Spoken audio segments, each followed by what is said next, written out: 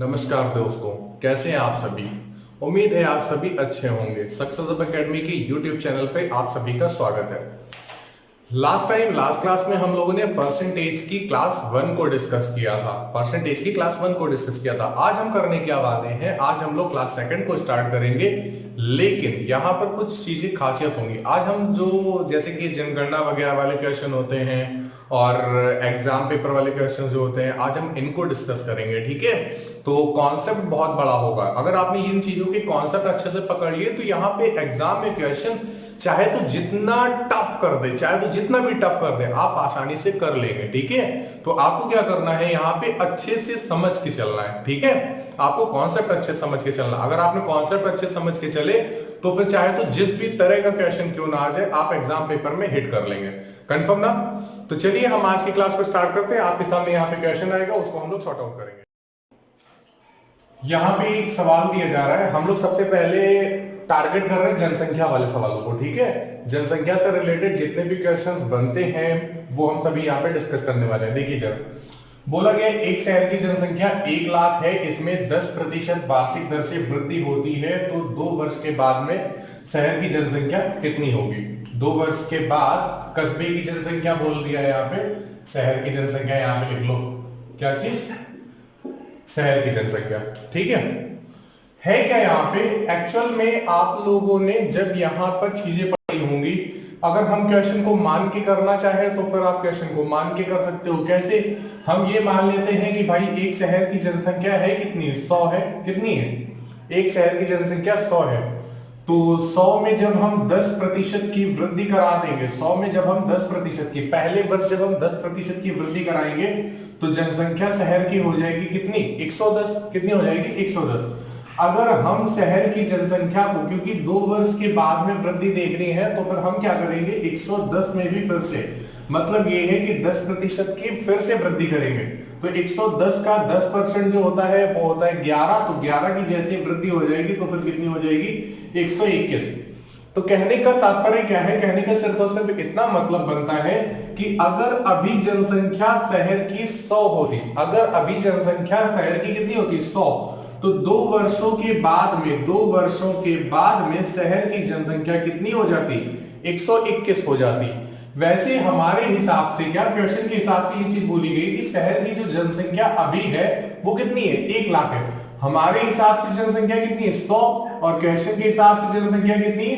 1 लाख। तो फिर हमें क्या करना है, हमें ये बताना है कि 2 वर्ष के बाद में शहर की जनसंख्या कितनी है।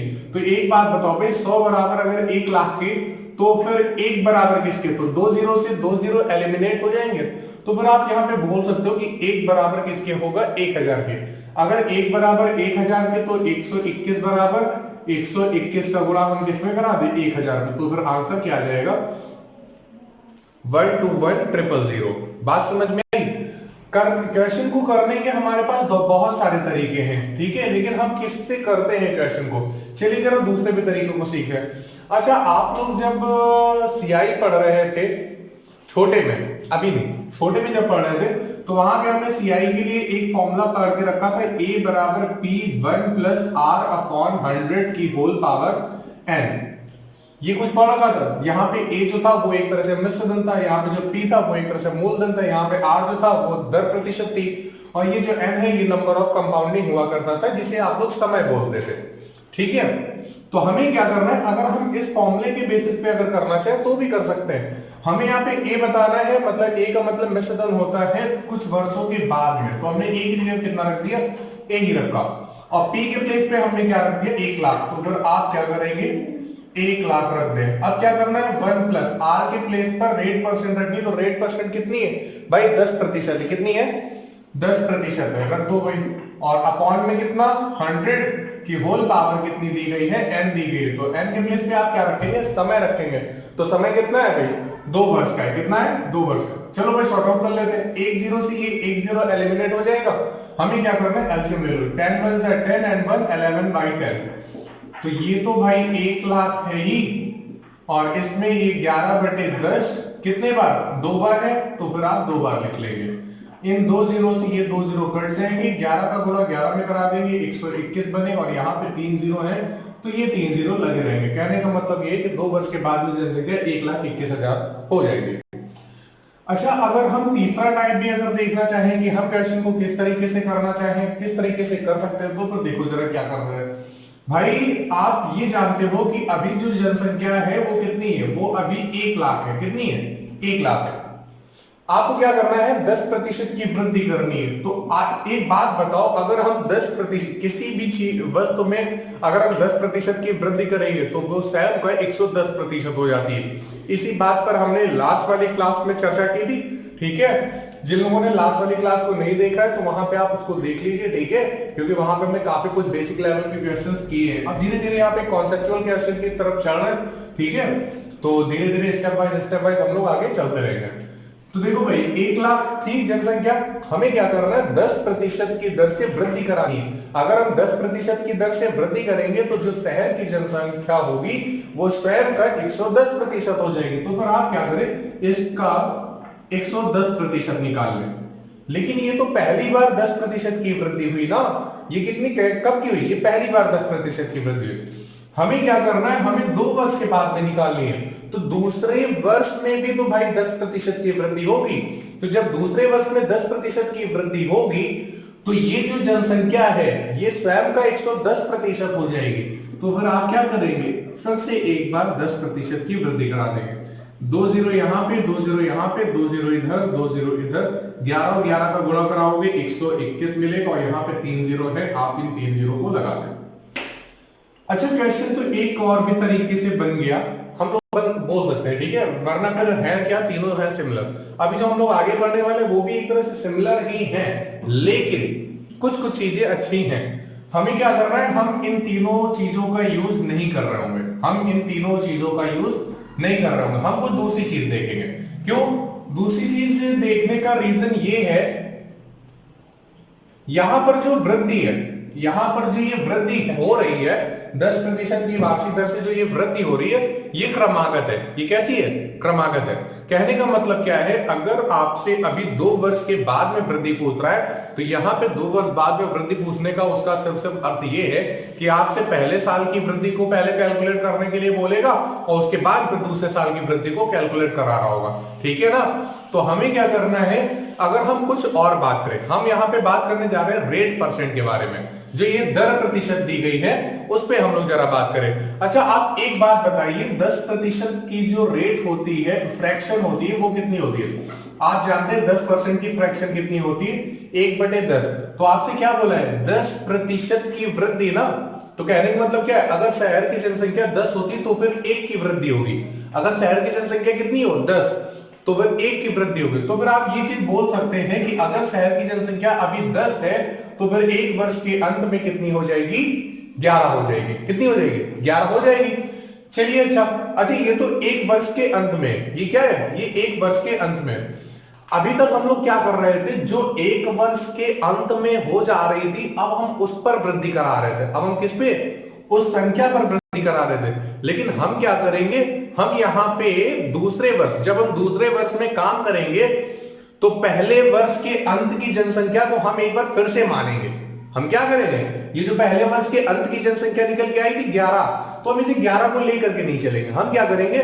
हम दूसरे वर्ष की स्टार्टिंग में पहले वर्ष के अंत की जनसंख्या को फिर से मान लेंगे। तो भाई 10% की फ्रैक्शन 1/10 थी, तो हमने मान लिया कि दूसरे वर्ष के प्रारंभ में जनसंख्या अभी कितनी थी? 10 की थी। मान लेते 10 थी, तो फिर जाहिर सी बात है 1 की वृद्धि होकर के कितनी हो जाएगी? 11 हो जाएगी। अगर हम इसको सॉर्ट आउट करना चाहें, कैसे सॉर्ट आउट करेंगे? ध्यान से समझिएगा। आपको क्या करना है? लेफ्ट हैंड साइड की जो वैल्यूज होंगी उनका आपस में गुणा कर देंगे, राइट हैंड साइड की वैल्यूज का गुणा हम आपस में कर देंगे।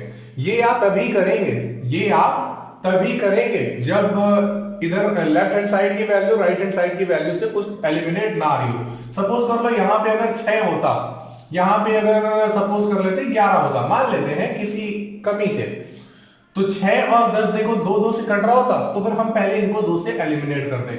ये वाला 11 इस वाली 11 से कट जाता, तो फिर हम इनको एलिमिनेट कर देते, ठीक है।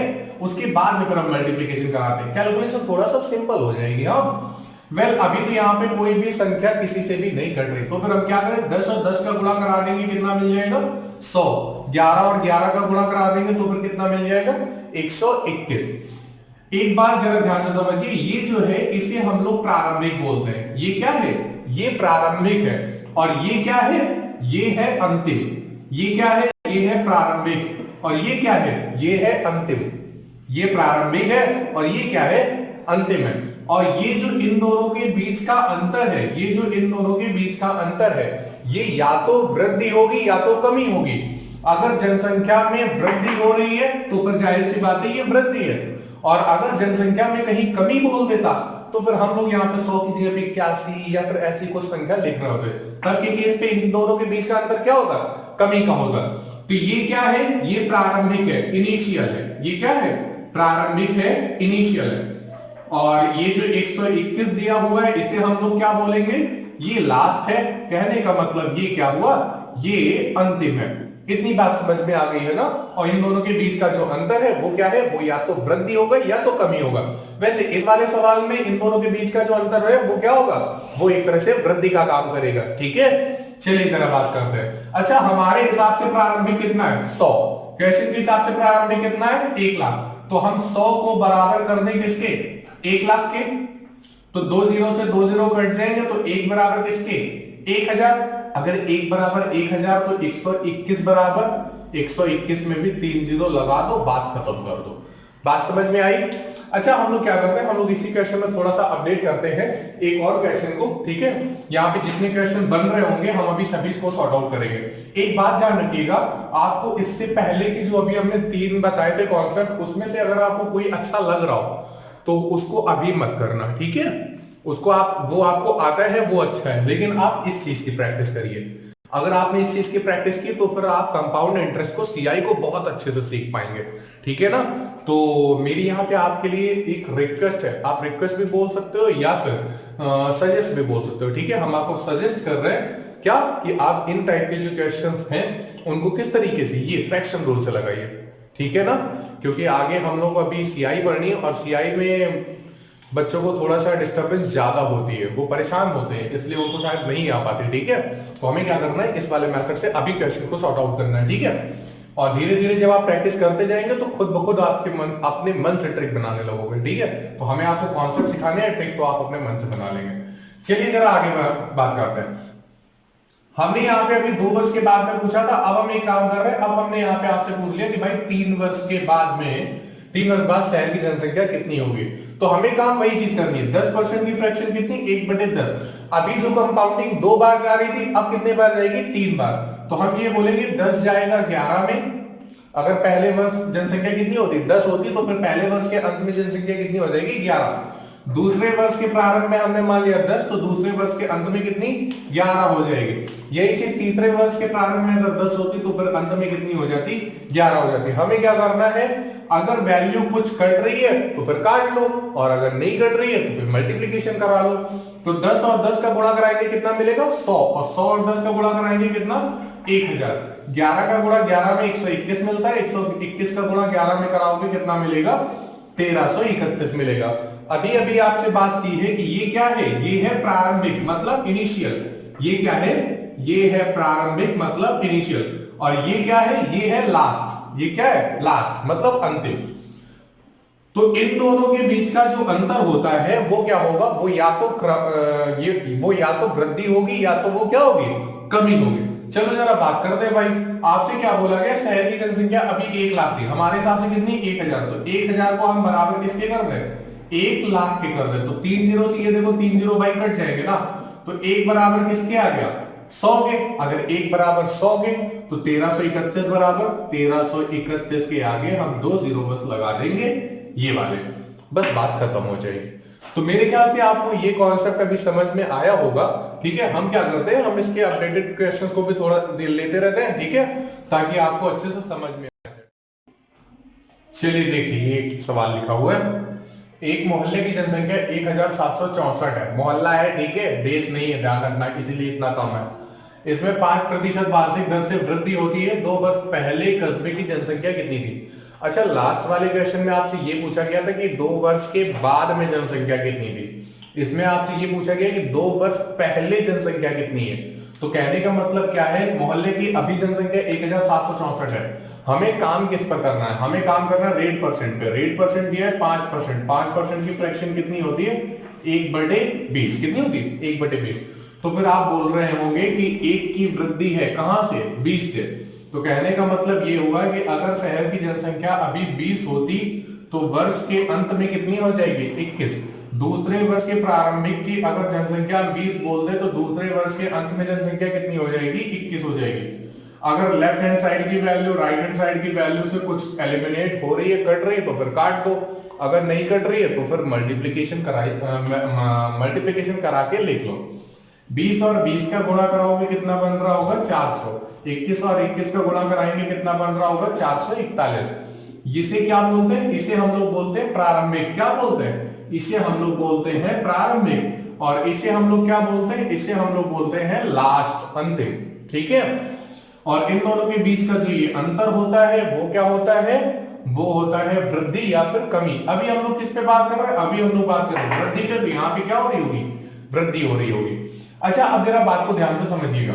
हमने आपसे बोला था ये होता है प्रारंभिक, ये होता है अंतिम। ठीक है। आपसे बोला कि एक मोहल्ले की वर्तमान जनसंख्या है 1764 और आपसे पूछा गया था कि 2 वर्ष पहले की जनसंख्या कितनी है। मतलब ये है आपसे पहले की जनसंख्या पूछी है और बाद की जनसंख्या बताई है। पहले की जनसंख्या पूछी है और बाद की जनसंख्या बताई है। ये जो समय है लास्ट, इसको हम लोग अभी इस केस पे वर्तमान बोलेंगे। अभी हम क्या बोलेंगे, इसको हम वर्तमान बोलेंगे। जब ये वर्तमान होगा तभी तो ये 402 वर्ष पहले होगा। बात समझ में आ गई ना। तो यहां पे ध्यान रखना, 400 को आप 1764 के बराबर मत कर देना। हम किसको करेंगे, 441 को। तो 441 को हम बराबर कर देंगे किसके, 1764 के। तो 441 से भाग कराओगे कितनी बार जाएगा, 4 बार। तो 1 बराबर किसके, 4 के। तो हमें क्या बताना है, हमें बताना था 2 वर्ष पहले कस्बे की जनसंख्या कितनी थी, कस्बे की या फिर मोहल्ले की, कुछ भी बोलो। ठीक है। एक्चुअल में है क्या, क्वेश्चंस जो है उनकी लैंग्वेज अच्छे से रटी हुई है। ठीक है। इसलिए जब भी कभी भी ये क्वेश्चंस आते हैं तो कस्बा, मोहल्ला, शहर जो होता है वही आ जाता था। 1 बराबर किसके, 4 के। तो 400 बराबर, तो फिर आप क्या करेंगे, 400 गुणे 4, 4 चौके 1600। कहने का मतलब ये है 2 वर्ष पहले कस्बे की जनसंख्या कितनी होगी, 1600 होगी। चलिए अगला क्वेश्चन लेते हैं और बात करते हैं। सवाल दिया हुआ है कि एक मशीन 1,20,000 रुपए में खरीदी गई, इसका 10% वार्षिक दर से कमी हो जाती है। जो इसका रेट है वो 10% वार्षिक दर से कमी हो जाती है। तो आपसे पूछा गया 2 वर्ष के बाद में मशीन का मूल्य कितना होगा। अच्छा, क्वेश्चन के कहने का मतलब क्या है, जरा ध्यान से समझिएगा। होता क्या है, जब सपोज कर लो आज आपने कोई एक गाड़ी खरीदी, ठीक है, जो खरीदनी है वो खरीद लो। अगर ऑडी खरीदना तो ऑडी खरीद लो, अगर बीएमडब्ल्यू खरीदनी बीएमडब्ल्यू खरीद लो। ठीक है। सपने में जो खरीदना है अभी खरीद लो। सपनों को सच करने के लिए तुम्हें पढ़ना पड़ेगा। क्या, पहले तो प्रतिशत पढ़ना पड़ेगा, तो प्रतिशत पहले पढ़ लो। ठीक है। फिर धीरे धीरे जैसे जैसे पढ़ाते जाएंगे वैसे वैसे सब कुछ आगे सीखते जाओ। आपने क्या किया, आपने एक गाड़ी खरीदी। आप अगर गाड़ी को किसी भी व्यक्ति को बेचने जा रहे हैं तो सपोज कर लो 2 वर्ष के बाद में आप बेचने जा रहे हैं, तो क्या वो उतने में ही खरीद लेगा क्या? नहीं, ऐसा तो नहीं होगा। वो कुछ ना कुछ आपको पैसे कम देगा, जितने की आपने खरीदी थी उससे कम की ही लेगा। ऐसा होता है। अब चीजें होती क्या है, जैसे कि अगर यहाँ पे क्वेश्चन में बोला गया कि एक मशीन खरीदी गई थी, कितने में, 1,20,000 रुपए में एक मशीन खरीदी गई थी और इसका 10% वार्षिक दर से कमी हो रही है। इसके मूल्य में कितनी कमी हो जाती है, 10% की वार्षिक दर से कमी हो जाती है। कहने का मतलब क्या है, वर्ष के अंत में हर वर्ष 10% इसके मूल्य में कमी हो जाएगी। तो अगर 10% की कमी हो जाएगी तो फिर आप ये चीज बोल सकते हो क्या, कि भाई 10% की फ्रैक्शन कितनी होती है, 1/10। तो 1 की कमी कहां से, 10 से। तो कहने का मतलब ये है कि अगर कोई वस्तु 10 की थी तो पक्का है कितने की बिकेगी, जाके 9 की बिकेगी। बात है 2 वर्षों के बाद की, तो फिर एक बार फिर से लिख लेंगे कि 10 कहां जाएगा, 9 पे। 10 और 10 का गुणा कराएंगे 100, 9 और 9 का गुणा कराएंगे कितना, 81। ये क्या है, ये होता है प्रारंभिक। ये क्या होता है, ये होता है अंतिम। और इन दोनों के बीच का जो अंतर होता है वो हमने आपको बताया था कमी या फिर वृद्धि को दर्शाता है। अभी इस केस में क्या है, अभी यहाँ पे कमी की बात कर रहा है, तो फिर यहाँ पे देखो ये क्या दिखा रहा है, कमी दिखा रहा है। ये है प्रारंभिक और ये क्या है, ये है अंतिम। तो आपसे बोला गया था एक मशीन 1,20,000 रुपए में क्या की गई है, खरीदी गई है। हमारे हिसाब से कितने में खरीदी गई, 100 में। हमारे हिसाब से खरीदी गई 100 में, क्वेश्चन के हिसाब से खरीदी गई थी कितने में, 1,20,000 रुपए में। तो 2 जीरो से ये 2 जीरो कट गए, तो एक बराबर किसके आ गया, 1200 रुपए। एक बराबर किसके आ गया, 1200 रुपए। हमें क्या बताना है, हमें बताना है 2 वर्ष बाद मशीन का मूल्य। 2 वर्ष बाद मशीन का मूल्य कितना होगा, 81। तो फिर 81 बराबर बताना, तो 81 गुणे 1200 गुणा कराना है, करा लो भाई। 12 एकम 12 का 2, हासिल 1 जाएगा, 12 96, 96 और 1 97, और यहाँ पे 2 जीरो लगे हुए हैं तो इनको लगा दो, ये आपका आंसर हो जाएगा। क्या चीज कहने का मतलब ये कि 2 वर्ष के बाद में मशीन का मूल्य कितना होगा, 97,200 रुपए होगा। चलिए आगे बढ़ते हैं।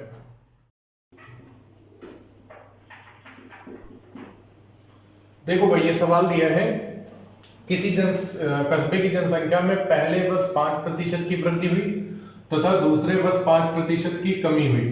यदि दूसरे वर्ष के अंत में इसकी जनसंख्या मतलब कस्बे की जनसंख्या अगर 7,980 हो, तो पहले वर्ष के प्रारंभ में कस्बे की जनसंख्या कितनी होगी, कितनी थी। चलिए जरा बात करते हैं। हमें सबसे बात करनी है रेट परसेंट पे, तो फिर 5% की आप रेट परसेंट के बारे में बात करें। 5% की रेट परसेंट कितनी, फ्रैक्शन कितनी होगी, 1/20।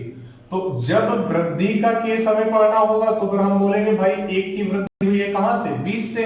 तो फिर आप बोलेंगे कि 20 कहां जाएगा, 21 पे जाएगा। कहां जाएगा, 20 जाएगा 21 पे। और आगे बोला गया तथा दूसरे वर्ष 5% की कमी हुई है। तो जब कमी के केस पढ़ना पड़ेगा तो फिर हम बोलेंगे 1 की कमी हुई है कहां से, 20 से। तो कहने का मतलब 20 कहां जाएगा, 19 पर जाएगा। 20 कहां जाएगा, 19 पर जाएगा। ठीक है, तो हम क्या करें भाई, मल्टीप्लीकेशन करा लें।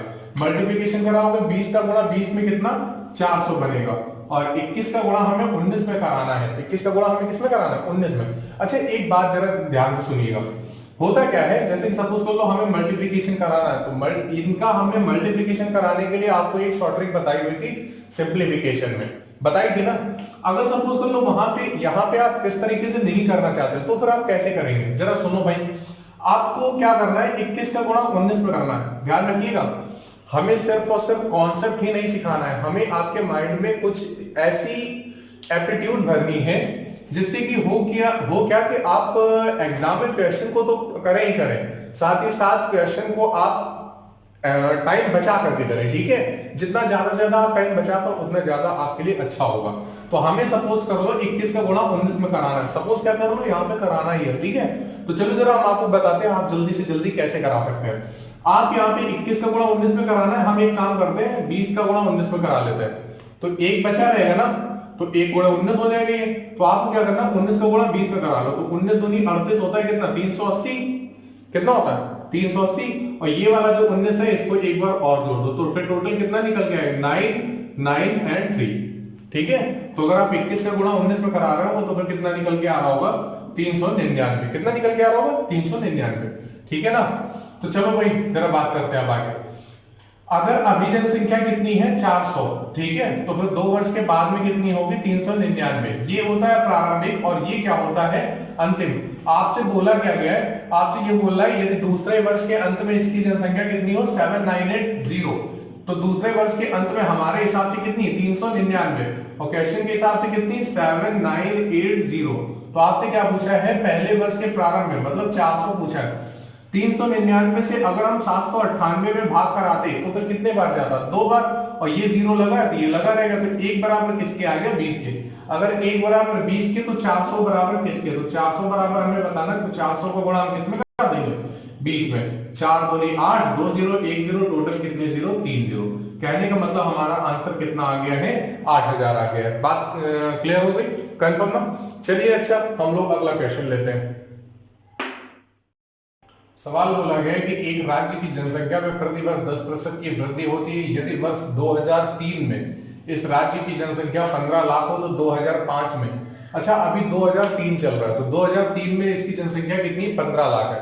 तो फिर 2005 में इस शहर मतलब इस राज्य की जनसंख्या कितनी हो गई, तो 2003 से 2004 और 2004 से 2005। कहने का मतलब समय यहाँ पे कितना दे रहा है, 2 वर्ष का दे रहा है। तो हमने आपको अभी तक की सिखाया कि 10% बोला गया, 10% की फ्रैक्शन कितनी होती है, 1/10। तो फिर आप क्या बोल रहे हो, 10 जा रहा होगा 11 में, 10 जा रहा होगा कहां पर, 11 में। 10 और 10 का गुणा कराओगे 100 जाएगा, 11 और 11 का गुणा कराओगे 121 जाएगा।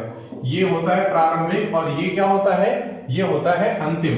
तो अभी आपसे बोला गया है जनसंख्या कितनी है, 15 लाख है, तो फिर हम बोलेंगे कि भाई 100 बराबर किसके है, 15 लाख के। तो भाई 5 जीरो बढ़ा लो, तो अगर 100 बराबर 15 लाख है तो 1 बराबर किसके, 15,000, 1 बराबर किसके, 15,000।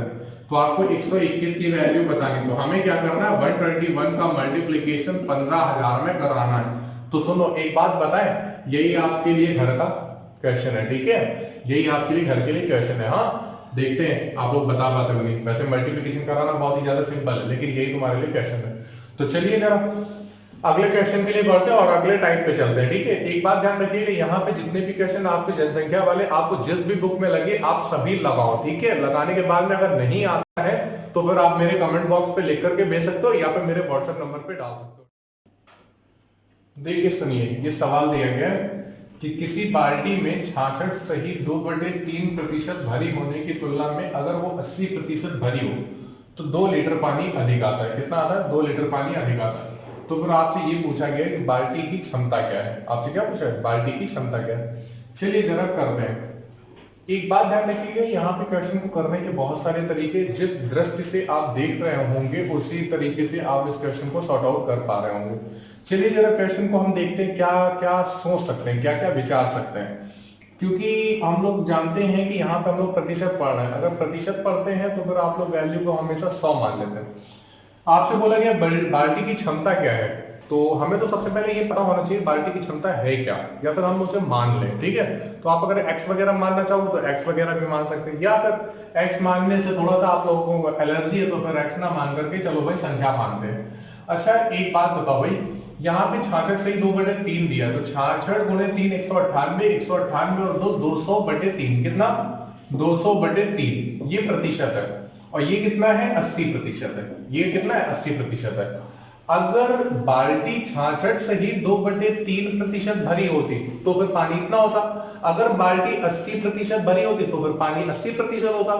हम देखें कि इन दोनों के बीच का अंतर कितना है। क्यों, सपोज करो भाई हमने ये बोला कि कोई एक 10 लीटर की बाल्टी थी, इसको एक 100 लीटर की बाल्टी थी, कितनी थी, 100 लीटर की बाल्टी थी, बहुत बड़ी बाल्टी थी। तो 100 लीटर की बाल्टी को में अगर हम 60% पानी भर दें, अगर हम 60% पानी भर दें तो वो कितना भर जाएगा, 60 लीटर। अगर हम उसमें 40% पानी भर दें तो कितना भर जाएगा, 40 लीटर।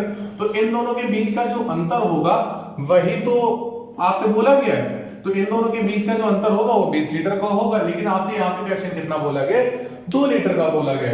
देखो भाई जरा हम लोग क्वेश्चन को कैसे कर सकते हैं। हमने मान लिया कि यहाँ पे जो बाल्टी है वो 100 यूनिट की है, बाल्टी की क्षमता कितनी है, 100 यूनिट की है। तो 100 का आप 200/3% निकालोगे तो क्षमता कितनी आ जाएगी, 200/3। और अगर आप 100 का 80% निकालोगे तो फिर क्षमता कितनी आ जाएगी, 80 आ जाएगी। हम देख लें हमारे हिसाब से इनका अंतर कितने का है, तो आप जल्दी से ध्यान रखिए कि यहाँ पर हम डिफरेंस ले रहे हैं, ठीक है। तो 3 को एलसीएम लोगे तो यहाँ पे 240 हो जाएगा। 240 और 200 के बीच का अंतर कितने का, 40/3 का। कितने का, 40/3 का। हमारे हिसाब से ये 40/3 है, लेकिन क्वेश्चन के हिसाब से कितना है, 2। तो 40/3 बराबर किसके, 2 के। तो हमें बताना क्या है, हमें बताना है 100। क्यों, आपसे बाल्टी की क्षमता पूछी तो हमने बाल्टी की क्षमता कितनी मानी थी, 100 मानी थी। तो आपको अगर 100 बताना है तो जो पूछा जाए ऊपर बताया जाए नीचे, तो 40/3, तो ये 3 आ जाएगा ऊपर इनटू वैल्यू 2। यहाँ पे 1 0 से 1 0 कट जाएगा, 2 से काटोगे 2 बार, 2 से काटोगे 5 बार, और 5 का गुणा 3 में करा दोगे, कितना आ जाएगा, 15 लीटर। कितना आ जाएगा, 15 लीटर। कुछ लोग अभी इससे संतुष्ट नहीं हुए, बोले भैया यहाँ पे तो बहुत लेंथी बन गया, चलो भाई इसको थोड़ा सा शॉर्ट भी कर लेते हैं।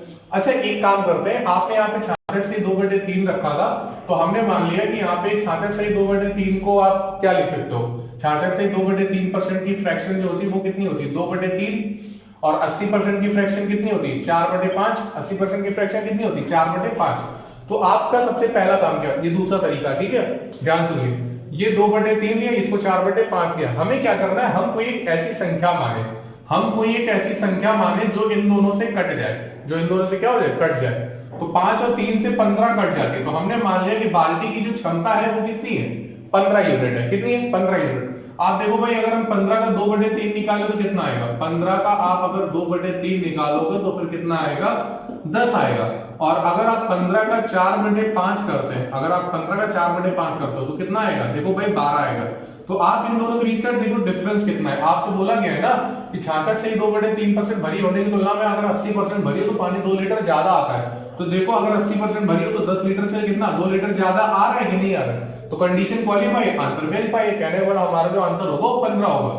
कुछ बच्चों के माइंड में ये आ रहा है कि भैया अगर हम यहाँ पे 15 ना मान करके हम अगर 30 मान लेते क्योंकि संख्या तो 30 से बिगड़ रही है। हाँ बिल्कुल मान सकते हो। तो चलो जरा ध्यान से सुनना भाई, हम क्या कर सकते हैं। हमने क्या माना? 30 माना है। कितना माना? 30। तो आप जरा 30 का 2/3 निकालो। तो 30 का जैसे हम 2/3 निकालेंगे तो फिर कितना आ जाएगा? 20 आ जाएगा।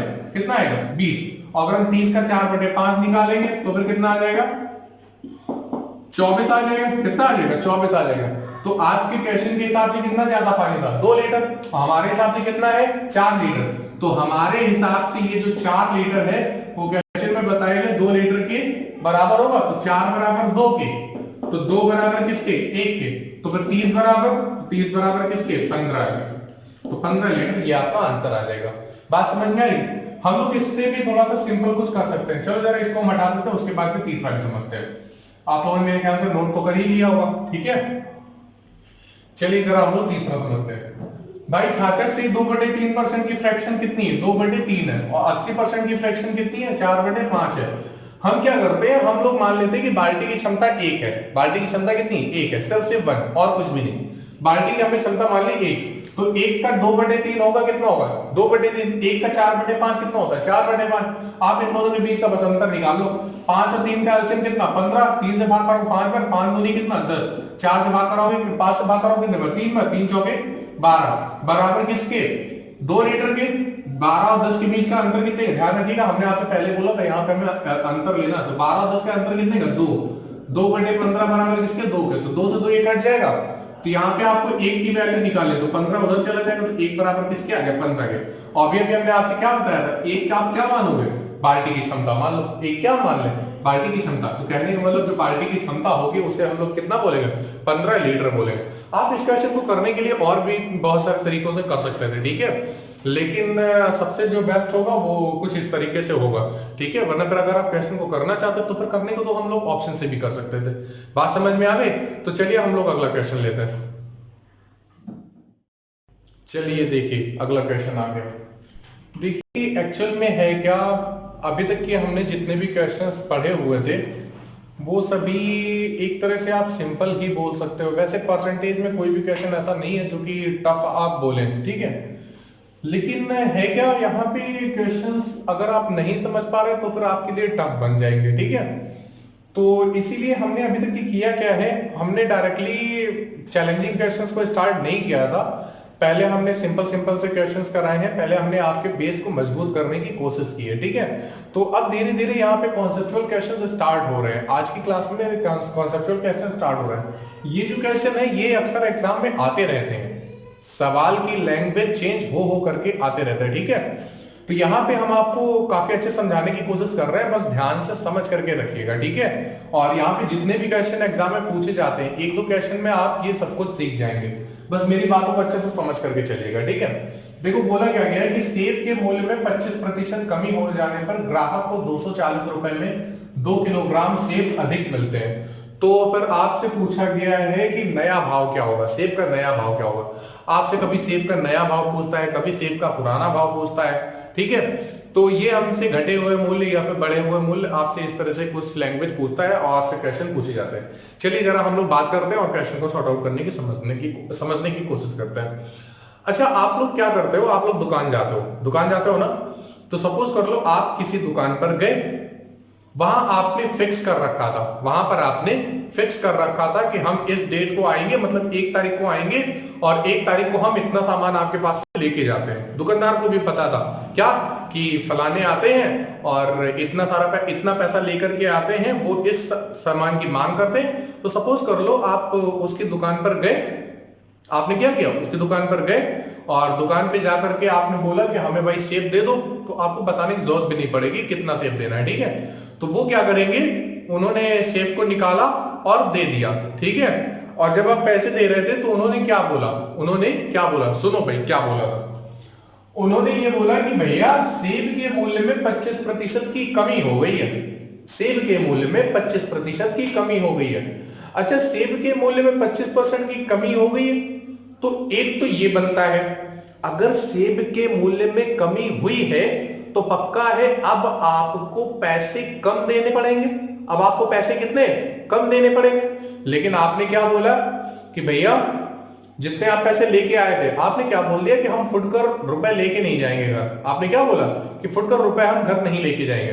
तो फिर आप बोलेंगे क्या कि ये जितने पैसे हैं उनका सबका सामान दे दो, उनका क्या करो, पूरे का सामान दे दो। तो फिर उसने क्या बोला, 25% कमी होने पर ग्राहक को 240 रुपए में 2 किलोग्राम सेब अधिक मिलते हैं। कहने का मतलब ये है कि वो जो ग्राहक था, मतलब जो आप थे, वो उस दुकान पर 240 रुपए लेके जाया करते थे। क्या करते थे, 240 रुपए। मतलब क्या है कहने का, आप दुकान पर गए, आपने उसको 240 रुपए दिए, 240 रुपए उसके हाथ में जैसे रखे तो उसने क्या बोला कि भैया सेब के मूल्य में 25% की कमी हुई है। क्या, सेब के मूल्य में 25% की कमी हुई है। एक बात हमें बता दो, अगर सेब के मूल्य में 25% की कमी हुई है तो जो आपने पैसे दिए हैं उसके 25% को वो वापस कर देना चाहिए कि नहीं। 240 का जो 25% है वो पैसे वापस करेगा कि नहीं करेगा, उसको कर देने चाहिए। ऐसा होना चाहिए ना, ऐसा होना चाहिए। सुनो भाई, 240 में 25% की कमी करा देनी चाहिए। तो 240 का अगर 25%, तो 25% की फ्रैक्शन कितनी होती है, 1/4। 4 से भाग करा दोगे कितना, 60 रुपए। कहने का मतलब यह है कि हमने उसको 240 रुपए दिए थे, अब 240 रुपए में से वो 25% पैसे हमें वापस कर दे। क्यों, क्योंकि 25% रेट में कमी हुई थी, तो वो 60 रुपए हमको वापस दे देता। लेकिन हमने क्या कहा, हमने नहीं कहा, आपने कहा, क्या कहा, मेरे पास पैसे बहुत हैं इसलिए हमको ये पैसे मत दो, हमें इसी का सामान दे दो। हमें क्या कर दो, इसी का सामान दे दो। तो पहले वो जितना सामान देता था उतना तो देगा ही, लेकिन इसके साथ में उसने कुछ एक्स्ट्रा दिया। कितना दिया, 2 किलोग्राम। तो अच्छा एक बात बताओ, 60 रुपए में ही तो वो 2 किलोग्राम दे रहा होगा। कितने रुपए में, 60 रुपए में ही तो 2 किलोग्राम दे रहा होगा। अगर 60 रुपए में 2 किलोग्राम दे रहा हो तो फिर 1 किलोग्राम का मूल्य कितना है, 1 किलोग्राम का मूल्य है कितना, 30 रुपए। 1 किलोग्राम का मूल्य कितना है, 30 रुपए। यही क्या है, यही है नया भाव। इसे हम लोग क्या बोलते हैं, इसी को हम लोग बोलते हैं नया भाव। बात समझ में आई। अच्छा, क्वेश्चन क्या होता है, अब यहाँ पे नया भाव की जगह पे हम लोग सपोज कर लो पुराना भाव पूछ लेते हैं। क्या पूछ लेते हैं, पुराना भाव पूछ लेते हैं। तो अभी नया भाव तो भाई 30 रुपए आ गया। नया भाव कितना आ गया, 30 रुपए। सपोज कर लो अगर पुराना भाव पूछता तो फिर पुराने भाव को पता करने के लिए हम इस कॉन्सेप्ट से थोड़ा सा अलग बढ़ते हैं। कैसे, ध्यान से सुनो। हम मान लेते हैं कि भाई अभी हमको पहले पुराना भाव पता नहीं है, तो फिर आप मान लो कि पुराना भाव हमने मान लिया कितना है, 100। हमने मान लिया कि जो पुराना भाव है वो कितना है, 100 है, 100 यूनिट है। ये पुराना भाव है कितना, 100। अगर 25% की कमी हो जाएगी तो 25% की कमी होते ही जो नया भाव निकल के आएगा वो कितना बच जाएगा, 75। नया भाव कितना होगा, 75। लेकिन हमारे हिसाब से नया भाव कितना है, 30। तो 75 बराबर किसके, 30 रुपए के। 75 बराबर किसके, 30 रुपए के। तो हमें बताना क्या है, पुराना मतलब 100। तो जो पूछा जाए ऊपर, बताया जाए नीचे, इनटू वैल्यू। 25 से काटोगे 3 बार, 25 से काटोगे 4 बार, 3 से काटोगे 10 बार, 10 का गुणा 4 में कितना, 40 रुपए। कितना आ गया, 40 रुपए। बात समझ में आई। तो ये हम लोगों ने नया भाव निकाला था। नया भाव निकालने के लिए जितना रेट दिया गया था 240 का 1/4 कितना, 60 रुपए। 60 रुपए में कितना हमें मिल रहा था, 2 किलोग्राम। तो फिर 1 किलोग्राम मिलने के लिए 30 रुपए चाहिए। हमें अगर पुराना भाव निकालना तो 100 में 25% की कमी, 100 आप पुराना भाव पहले मान लो। पुराना भाव हमने माना 100, 25% कमी करेंगे 75 आएगा। 75 बराबर 30 के, तो 100 बराबर किसके, कितना है, 40 के। बात समझ में आ गई। चलिए इसी तरह का आप लोग एक और क्वेश्चन लेते हैं, अपडेटेड क्वेश्चन, और आगे बढ़ते हैं। देखो यहाँ पे क्वेश्चन दिया है, चाय के मूल्य में 10% कमी होने के कारण 270 रुपए खर्च करने में पहले से 250 ग्राम चाय अधिक प्राप्त होती है। तो अभी हमने समझाया आपको कि क्या करना है। यहाँ पे पूछा गया चाय का पहले वाला भाव क्या होगा। तो फिर देखो भाई, 270 में कितने परसेंट की कमी हो रही है, 10% की। तो 270 का 10% कितना होता है, 27। 270 का 10% कितना होता है, 27। तो 27 रुपए में 250 ग्राम चाय अधिक मिलती है। कितने, 250 ग्राम चाय। और 250 ग्राम चाय को आप लोग क्या बोल सकते हो, 1/4 किलोग्राम। हमें भाव किसको बोलना होता है, हम भाव बोलते हैं 1 किलोग्राम के मूल्य को। जैसे कभी अगर आप आलू खरीदते हो तो आलू का भाव पूछते हो ना, तो आलू का भाव कैसे बताता है, 1 किलोग्राम का ही तो बताता है। तो हमें क्या करना है, हमें 1 किलोग्राम की वैल्यू बताए। तो 4 के अंदर क्या कर दे गुणा, तो 4 का जैसे गुणा कराएंगे तो फिर यहाँ पे कितना आ जाएगा 108 रुपए। 27 दूनी 54, 54 दूनी 108, 108 ठीक है। तो फिर 1 किलोग्राम का मूल्य कितना आ गया 108 रुपए। हमने आपसे बोला था ये जो भाव आता है इसे हम लोग क्या बोलते हैं, नया भाव बोलते हैं। क्या बोलते हैं, नया भाव।